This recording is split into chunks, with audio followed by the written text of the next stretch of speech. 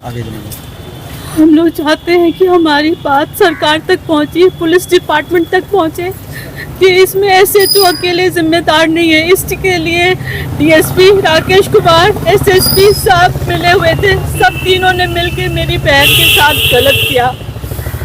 SHO ने तो मेरी दीदी के साथ जो किया, उसने बालों के सहित घसीटते हुए, कपड़े फाड़ते हुए थाना ले गया। पर डीएसपी भी उसका सीनियर होते हुए भी वो घर पे आया, मम्मी को देखा। मम्मी की हालत, एक बुजुर्ग औरत जो मदद के लिए कहा रही है, कहती मेरे बेटे को ले आओ, उस डीएसपी ने मेरी माँ की भी नहीं सुनी। ये जानती हूँ कि इसका बेटा एक फौज में है, कमांडेंट है। और फिर वो डीएसपी थाना भी गया। थाना में दीदी ने गुहार लगाई कि ये देखिए मेरा क्या हाल किया उसने। डीएसपी ने वो भी नहीं सुना उसका। ये पता हुआ कि ये भी पता था कि ये एक पुलिस की बेटी है। एएसपी थे मेरे पापा, गया से रिटायर किए, उसने उसका भी इज्जत नहीं किया। और एसएसपी इसलिए क्योंकि मेरे ब्रदर ने उसको 9 o'clock से लेके 12 बजे तक कॉल करता रहा, पर उसने फ़ोन नहीं उठाया। मैं फ़ोन दिल्ली में थी, मैं भाई के साथ कोऑर्डिनेट कर रही थी। वो कह रहा है एसपी फ़ोन नहीं उठा रहा है। 2 बार उठाया, कहता है एसएसपी कि ऐसे तो मेरा फ़ोन नहीं उठा रहा है। आप बताइए, सीनियर आपको फ़ोन करेगा, फ़ोन नहीं उठाएंगे? अब आप क्या चाहती हैं? मैं चाहती हूँ कि इस पे, ये तीनों पे सख्त से सख्त कार्रवाई हो। मैं इसीलिए आईजी के ऑफिस के पास हूँ। यहाँ पे भी सुनवाई नहीं होगी तो मैं डीजीपी के पास पटना जाऊंगी। वहाँ पे नहीं होगा तो होम मिनिस्टर के पास जाऊंगी। होम को एसएचओ बोला था, होम मिनिस्ट्री से फोन कराया था ना, अभी तुम लोग का हवा ठंडा करता हूँ। उसको किस चीज का घमंड था? मेरे ब्रदर थे, उससे भी बड़े पोस्ट पे थे। क्या नाम हुआ आपका? मेरा नाम रजनी भारती है। कमांडेंट के कौन है आप? मैं उसकी बहन हूँ। में जब रेड मारा गया, वहाँ के लोगों से मारपीट की गई, तोड़फोड़ किया गया, तो मेरी मासी ने घर से जब आवाज़ सुनी तो वो घर से बाहर निकली। उन्होंने पुलिस से अनुरोध किया कि वो महिलाओं को और बच्चों को ना मारे, क्योंकि नाबालिग बच्चों को भी मार रहे थे, महिलाओं को जाति सूचक गालियाँ दे रहे थे, उनके साथ दुर्व्यवहार कर रहे थे। मेरी मासी ने बस ये बोला कि कार्रवाई जो करनी है करिए, लेकिन बच्चों और महिलाओं को ना मारे। तो इस पे इन लोगों ने बोला कि आप नेता मत बनो, आप अंदर जाओ, और नहीं तो हम आपको भी सिखा देंगे क्या होता है।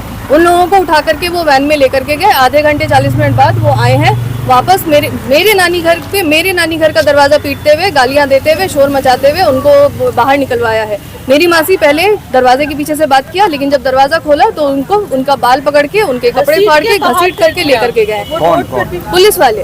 पुलिस वाले खुद लेकर के गए हैं। पहली बार में शायद वहाँ महिला कांस्टेबल थी भी नहीं। दूसरी बार में जब वो आए हैं, पूरी तैयारी के साथ आए हैं, महिला कांस्टेबल को लेकर के आए हैं और मेरी मासी को कपड़े फाड़ करके उनको घसीटते हुए लेकर के गए हैं। दीदी ने फर्स्ट टाइम बोला, राजीव रंजन की क्या भूमिका? एसएचओ राजीव रंजन की यही थी। उन्होंने यही बोला था कि हम आपको बताएंगे कि कौन है। पहले तो ये सारे लोग आए थे। डीएसपी बाद में जब घर आते हैं, उनको बेइज्जत भी किया गया। जेल लेकर, मतलब थाने लेकर के गए हैं, उनको बेइज्जत किया गया। उनको ये कहा गया कि आप कर लो, आपको जो करना है, हम देखेंगे कौन क्या कर लेता है। उनकी कोई गलती नहीं थी। उन्होंने बस ये कहा था कि लोगों को मत मारो, महिलाओं को मत मारो, बच्चों को मत मारो, आप कार्रवाई करो जो करनी है। और उस दिन, क्योंकि अगर कोई गलती होती तो माना जाता, लेकिन जब ज्योति भारती की कोई गलती नहीं थी और उसके बाद भी उनको इतनी बेइज्जती से लेकर के गए हैं, तो जब उनके पास फोन आया है, उन्होंने कोई फोन नहीं उठाया। अगले दिन डरा धमका करके, मारपीट करके उनसे एफआईआर पे साइन करवा लिया है।